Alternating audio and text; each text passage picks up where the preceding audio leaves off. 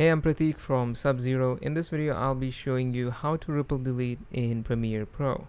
What ripple delete does is if you want to delete this file, if you do it normally, it's going to leave a gap and you have to manually move it backwards, which takes a lot of time when you're cutting up a lot of clips. But what you can do instead is use ripple delete to basically automatically move the file backwards. So it makes cutting a lot easier, as you can see. So in order to ripple delete, you have to right click and select ripple delete, but this is too time consuming, so we can go to edit, keyboard shortcuts, and search ripple, and we can set a shortcut to ripple delete, not the ripple edit tool but the ripple delete, and I'll set it to X. You can just cut your clip and select it, press X, and it will automatically delete the clip and also the gap that's left and automatically move everything from the front backwards.